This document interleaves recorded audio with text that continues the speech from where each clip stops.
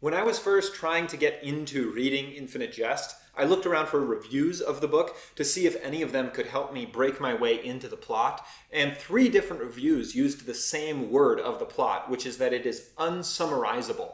So then I spoke to an older friend of mine who had read the book, and he used the same word. He said Infinite Jest is unsummarizable.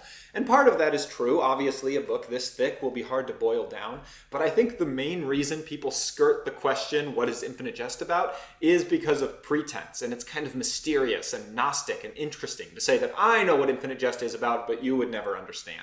And so in this video, I want to provide that resource which I had when I first thought of getting into Infinite Jest, which is a brief summary of what the heck is this book about.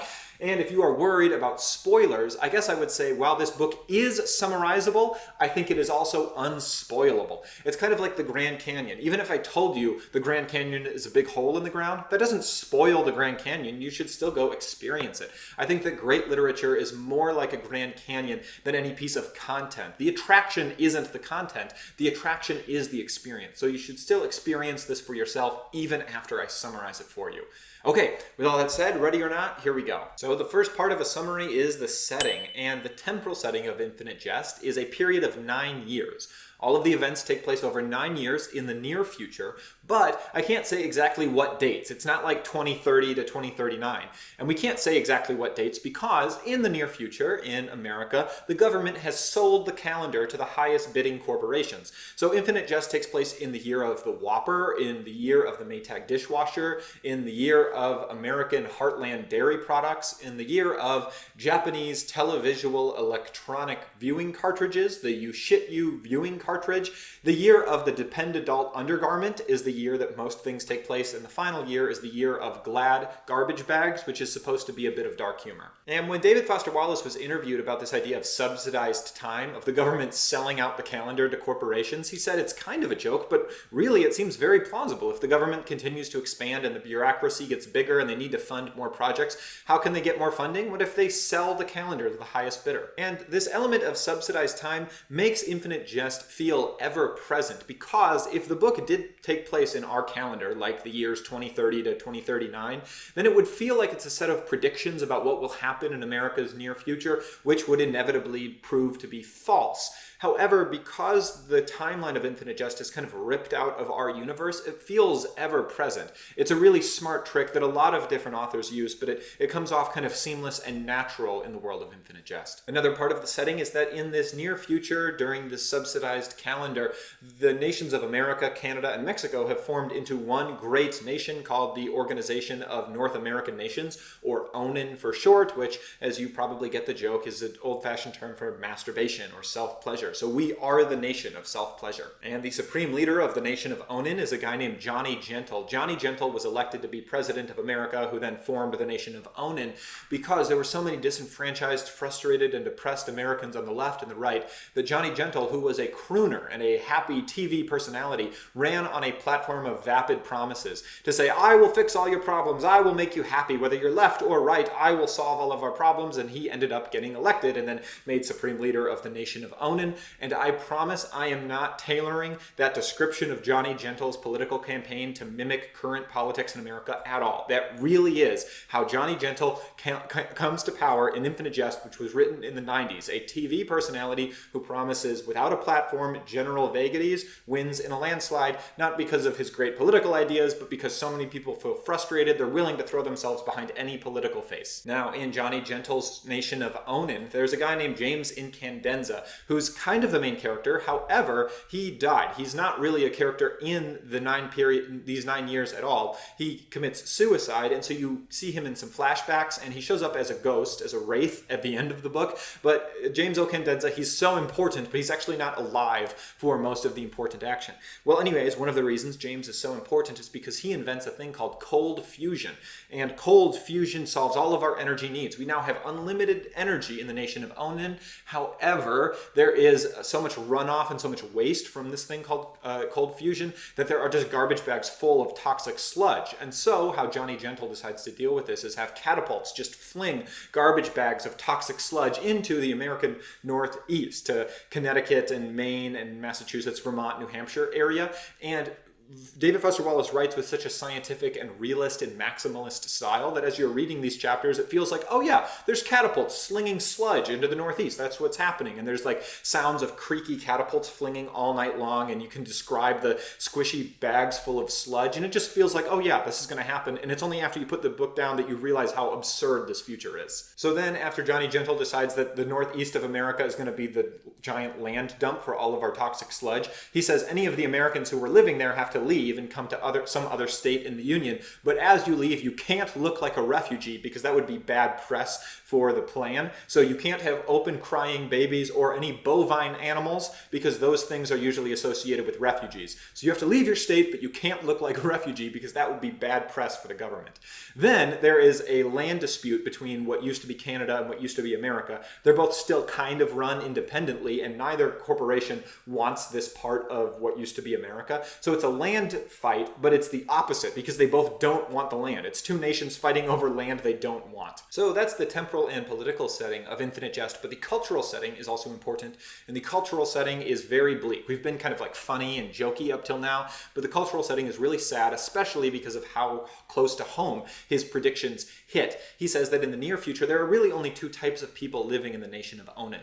The first is people just totally indulged in self-pleasure. They watch TV all day long, they smoke weed all day long, they're hapless and listless, and they don't have any direction, and they don't really watch TV. They actually watch that You Shit You cartridge that Japan makes, where it's TV in front of your face, and you can watch multiple screens at once, and you can watch any television, which was kind of a prediction back in the 90s because they still had old school television. But now that we have Netflix and our phones, the You Shit You cartridge viewer is kind of like a real thing. And so half of the people in Onan are living that type of listless, meaningless lifestyle. The other half are living in like really intense, rabidly addicted rat race hierarchy hunts where you have to be the top of your career or you have to be the most technical, proficient tennis player, and you're just on this gerbil wheel having to run faster and faster and faster, but never feeling like you're getting anywhere. And these are the two types of lives that everyone's living in the near future. And there's also a growing hardcore drug problem, specifically this one drug called DMZ, which stands for something medical, but obviously also stands for the demilitarized zone, as if hardcore drugs can get you out of the war of life. The demilitarized zone in between North and South Korea is hardcore drugs, but if you take DMZ, your brain collapses in on itself. So with all of that setting as the general backdrop, we get into the plot. And the plot is really a MacGuffin. It's really easy. The main point of Infinite Jest is not the plot, but the plot is something like this. James Incandenza, the guy who invented cold fusion, gets bored with science and physics, and so he starts the Enfield Tennis Academy, which is a tennis academy which trains boys to be top competitors in tennis and academically rigorous. It's a quadrivium trivium curriculum that they use, and he then sets that up, and that's where his boys go, and his wife ends up running it after he commits suicide. But when he sets that up, he gets bored and he gets into filmography, and he creates different types of post-postmodern and post-ironic you shit you cartridge viewer films. But then he ends up making a movie called Infinite Jest, and Infinite Jest is so compelling and so entertaining that once you watch James's film, you will only want to watch it over and over and over again until you die. And he makes this with Joelle Van Dyne, who was his son's girlfriend. And Joelle Van Dyne is the prettiest girl of all time. She's so pretty that if you're a boy and you see her, you can't even talk to her. You get so much saliva in your mouth, you can't open your mouth. And so she ends up putting a veil over her face after she makes Infinite Jest, and joins a society called the Society of the Hideously and Improbably Deformed. And the people in the society wear veils and never show their faces, most of them because they have an illness, and her because she's so irresistibly attractive. So anyways, the movie Infinite Jest is completed and hidden from people, but in Canada, specifically Quebec, there are a bunch of terrorist organizations that are trying to secede from the nation of Onan, and they want to be Quebecers. And these Quebec terrorist organizations are all trying to get their hands on the entertainment on this movie, and then they will spread it to Americans because they know that Americans and the people in the nation of Onan will have to watch this movie, and we're going to watch it all over and over until we kill ourselves because we're that addicted to entertainment. Specifically, specifically, there's this one Quebec terrorist organization called the Terrorist Organization of Wheelchaired Assassins, and everyone in this one organization is in a wheelchair. Now, that idea of a cartridge that is so interesting, once you watch it, you're compelled to rewatch it until you die, is interesting, but like I said, the plot is not the main point of Infinite Jest. Infinite Jest is about the characters. The vast majority of the pages are dedicated to explaining the characters and their lives, and the heart of the author is to get us into the lives of these characters. The plot device of the French wheelchair Quebec assassins getting this cartridge out into the American civilization is just like a backdrop that kind of gives us an excuse to learn about these characters' lives. Now, there are hundreds of characters. In fact, you may have seen that famous poster of someone who tried to map all of the hundreds of characters and how they relate to one another. But there are two main characters, and it's important to say that neither one of them is more the main character than the other, because these two characters, Hal Incandenza, son of James Incandenza, and Don Gately, represent the two ways that you can go about living in the nation of Onan. If you live in a state that is all about self-pleasure, that's all about immediate gratification, where everyone is depressed and lonely and going on hard drugs to escape the pain of life, there are two ways to exist in this culture, and Hal represents one way and Don represents the other. Hal Incandenza is finishing up his high school career at the tennis academy that his dad started, and he is a genius. He has memorized every page in the Oxford English Dictionary as a photographic memory. It can spout out the middle of paragraph 4 on page 2536. And this mastery of language that Hal has is really important because in a lot of postmodern circles or nihilistic circles that Infinite Jest is trying to be in dialogue with, the idea that if you can master language, you are a master of reality. All of reality reduces to language is something common in postmodernism. So to say that Hal has memorized the dictionary is something like saying he is the master of all facts. He's the master of all physical reality, given a postmodern way of thinking. Now, David Foster Wallace specifically disagrees with that reduction to linguistics version of thinking, but Infinite Jest is specifically interacting with the types of philosophers and authors who do believe that. So saying Hal has mastered the dictionary is specifically setting him up to be in dialogue with those postmodern linguists. Hal is also really good at math and philosophy, and he's really, really good at tennis. He's also an atheist. Towards the beginning of the book, his brother Mario, who is supposed to be a Christ type or one of the Christ types of the book, asks Hal, "Do you believe in God?" And Hal says, "If there is a God, he and I have different administrative strategies. God seems to be a fan of death. I'm not a fan of death, and I don't see how we can get together on this issue." So Hal is not a religious person, and throughout the arc of the book, lots of little things happen, but he's really going into a depression, going into craziness. He's thinking of taking DMZ, that drug. He's even maybe thinking of watching The Entertainment. There's debate about whether he knows The Entertainment will make you watch it and over again till you die, but he's falling in on himself, and that's where his arc ends at the end of the book. The other main character is Don Gately, and Don Gately's backstory is legitimately tragic. It was hard for me to read the passages about his upbringing. He was raised by a single mother who was an alcoholic, and Don from a young age knew that he wanted his mom to kick her addiction, so when she would pass out at night, Don would drink all of the vodka and then replace the bottles with water, and so he became an alcoholic from the age of 9 because he was drinking so much vodka trying to get his mom free from the substance. Then his mom ended up dating an ex-Marine who would beat her, and Don would just go into the other room. Don ended up being a big guy who tried to play football, but he got kicked off the team because he couldn't even get a D in English or writing.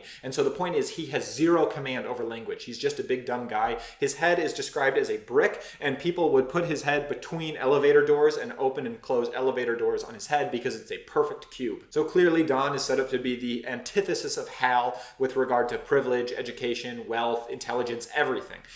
Don ends up getting addicted to drugs and having to do a lot of crime to subsidize his drug habit. He ends up in the drug recovery house, the Ennett house, and this is like the second main locus of characters. So there's the tennis academy and there's the Ennett house, and in the Ennett house, it's full of a bunch of people on the upswing.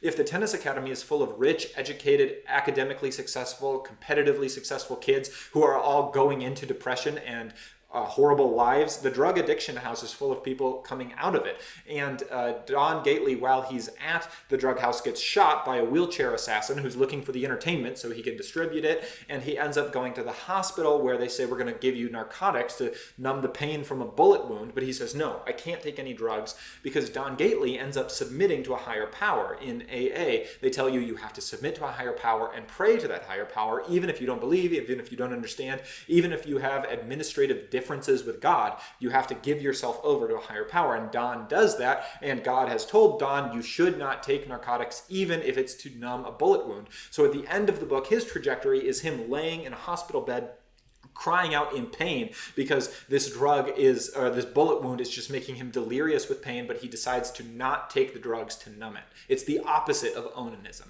Now, I'm going to finish up and make a comment about the structure and one main point that I think you should get before you read Infinite Jest. But before that, I want to mention this other third rail that's going on. So there's Hal and Don and the people surrounding them at the tennis academy and the drug house. But then there is Hugh Steepley and Remy Marat. And Hugh Steepley is a CIA agent for the forces of Onan, and Remy Marat is an agent for the wheelchair assassins, the Quebec terrorists who are trying to get free. But they are also both triple agents, except Hugh Steepley is a quadruple agent, and Hugh Steepley is also dressed in a dress the whole time because Onan forces its CIA agents to dress ridiculously when they go on mission. And these two, Hugh Steepley, or Helen Steepley, and Remy Marat, are on a rocky crag in Tucson, Arizona, which is right out my window. And the novel cuts back from Hal and Don to these two having a conversation 13 times throughout the book. And this ongoing conversation between Steepley and Marat is supposed to be a shadow version of Plato's dialogues. They're waxing elegantly and philosophically about the nature of freedom and the nature of the full life and what it means to really have pleasure. Does just giving into your animal cravings make you happy? Does running on the treadmill of success, does that make you happy? Or does submission to some greater power, does that make you happy? So it's supposed to be like a Plato's dialogue with two characters, except it's also ridiculous because one of them is a French terrorist wheelchair assassin. The other is in a dress. They are triple and quadruple agents, and as they're looking out over the Arizona desert, there's a bunch of catapults full of toxic sludge moving across that are going to go fling the garbage into the Pacific Northeast. And it's ridiculous, but the thing they're talking about is really what Infinite Jest is about. If you just read that back and forth, it's about pleasure and freedom and the good life, and that's what David Foster Wallace is trying to communicate. Now, what about the structure of the book? Does it really end with Don Gately in a hospital bed refusing treatment and Hal going into a depressive episode? No, that is technically the last page of the book, but the first chapter of Infinite Jest is the climax. The first chapter of the book happens chronologically a year after the end of the book. So chapter 1 is the climax, and then it's really 9 years of flashback leading up to this end, where where Don is in the hospital bed and Hal is falling in on himself. And so the structure of the book is a circle. You read up to the conclusion to these two characters' arcs, and then you go back to chapter 1, and that tells you what happens to them after their fateful day. And so the book is a big circle, just like the movie Infinite Jest that James Incandenza created. And in chapter 1, we realize that Hal becomes an animal. He has either taken DMZ, or he's watched the movie Infinite Jest, or he's just gone into a depressive episode. And so even though he's a master of logic and a master of the language, and he's athletically successful, all of those things are not really what it means to be human. All of those things are external, modernist, rationalist, enlightenment values, but what really makes you human is missing from Hal. And so whenever he opens his mouth, the bleatings of a sheep come out. He becomes an animal on the inside, even though externally he is the perfect enlightenment man. And there's also hints in chapter 1 that Don Gately has gone on to have a successful life. Even though his head is literally a brick and he doesn't know how to use enough language to even get a D in high school grammar class, he is having a successful life because all of those values that make you important in the eyes of the Enlightenment and modernism, Don Gately is missing, but he's a real human. Now, a final note about the structure is the end notes. A lot of people have pointed this out, but as you're reading through Infinite Jest, there's a lot of references to the end, and so you have to flip to the end of the book and look up a note, and then you'll go back to the beginning and back to the end, and it's supposed to be like a tennis match. And tennis, David Foster Wallace points out a lot, is really not an adversarial sport. It's kind of balletic. You're kind of in a dialogue and a conversation with your opponent. And so the book is supposed to be like that, where you're in a conversation with David Foster Wallace. He's making you go back to front, because he doesn't want you to just read the book and get it over with like it's an adversarial relationship. It's a dialogical relationship, and that's the purpose of the endnotes. Now, in order to close, I'm going to read one sentence, which is arguably the thesis of Infinite Jest. It's on page 900, and here's the sentence. We are all dying to give our lives away to something. God or Satan, politics or grammar, topology or philately. The object is incidental to the will. We'll give ourselves to games or to needles or to some other person. And there's something pathetic about it. A flight from life in the form of plunging into.